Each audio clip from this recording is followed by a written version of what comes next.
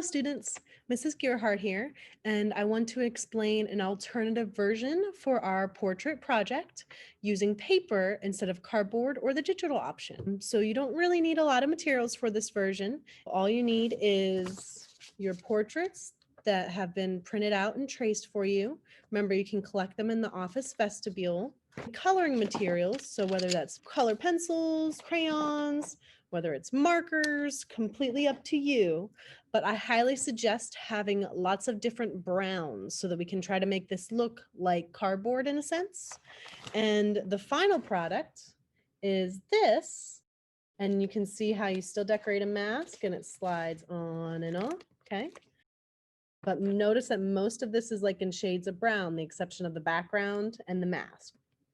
So this is what you're aiming for if you're choosing to do the portrait project. Now, step number 1 would be to color all of your papers, I'd say about 5 of them, different shades of brown accordingly. You want to color the entire outline of your figure. Then you want to color the shirt. Then you would like to color the hair with your head. Then it's just the head by itself. Then all your little details, so the cheeks, the chin, the nose, eyebrows and eyes, the edges of your ears, any jewelry, so my pearls, of course. And then you will actually take all your pieces that you've colored, cut them out, and arrange them on top of each other, stacking them the right way. First, you'll get one of the blank sheets of the portrait. You'll lay the entire outline on top of that. Then you will lay your shirt down. Then you will lay your head with your hair down. Then you'll lay the head with the ears and the eyes cut out. And then you lay down all of your features and jewelry.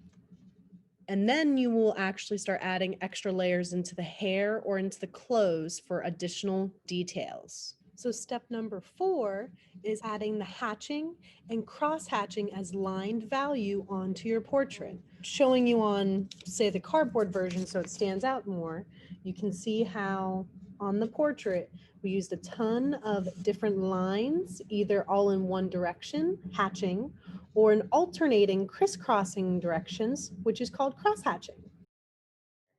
So when you go to do hatching and cross hatching, you will want to make your lines very subtle. So first I'll start with the hair because the hair is actually the easiest. Really, it's just a lot of lines that you're adding to kind of give this illusion that it has strands into the hair. And remember, as you are adding the hatching and cross hatching, the closer together you make the lines, the darker the value becomes. So let's say I'm going to do the neck. So for the neck, I'm making my lines pretty close. And then as I get further down here, I'm kind of spreading them apart. And you can see how when the lines are spread apart, it does make them lighter. It makes it appear as if it's a lighter shade. So hatching and cross hatching is really just about adding line to the portrait and using that to create value. Lines in my lips. I'm going to put more lines towards the edges of my lips because that's where it's going to be darker. The upper lip is always a little bit darker than the lower lip. Okay? Then I'm going to put shading onto the side here. So I'm just adding kind of lines onto the side of the face. And I'm going to add some onto this side as well. You have to be very subtle though, so you don't want to make it look like it's too expressive. So only add lines where you think it really needs it. Definitely lines in the eyebrows. We'll want to add some lines around the eye. So I'm going to make these pretty wide, but I want to look like I haven't slept in a while. Here's that shadow. There'll be shadow on the forehead and underneath the eyebrow. Make this a little bit darker there. Make some of the lines even closer and darker in the hair. This is using line to create value. Now remember, on our portraits we'll have our cheeks on here. So I'm actually going to Make sure that those stand out. And you'll have your chin that's on your paper portrait. Okay. And you'll have your nose coming up, right? So I'm just going to add little lines around those pieces as well. Because this is going to be on your paper portrait or your cardboard portrait, and also on the digital version too. All right. And there you have a portrait that shows hatching and cross hatching, which is using line to create value. Once those steps are done, then it's a matter of decorating the background. So you can see that I decorated my background with a mandala or a Zentangle design. Think about things that will relate to your personality. If you like hunting, maybe use a camo print. If you like a certain kind of animal, maybe use the pattern on that animal's fur. You can also do logos and pictures and words from quotes or songs. Really, the possibilities are endless. Then the last step is to decorate the mask, which you will paint it or color it with either a word, a picture, or some kind of pattern.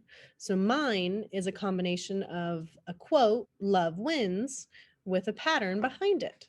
So now I will share with you some techniques using markers from another artist that you can translate this information to decorate your mask and your background. One technique I'll show you is the stippling effect, where we use different colored markers and dots to kind of create a type of pointillism. Another is the tie-dye one, where we use different colors and create a tie-dye effect. This is directional, where you just color in the direction of the shape that surrounds it, and it creates a very subtle but nice effect as well. I used a Sharpie marker and then also washable markers, and then you add water. And so it keeps the permanent marker in place and then lets the washable marker spread out. So that's a great one. Is you can use pattern or value, like how close your lines are together, to create light or dark areas when you're coloring in a work of art. And so that's a great thing to do with markers that turns out really neat. This one is subtle, but can really be striking when used after you've colored in with marker. If you add water, you can pull the color away a little bit, kind of create a nice wash effect. This version is very easy. I hope you have fun. And if you need any help, always reach out.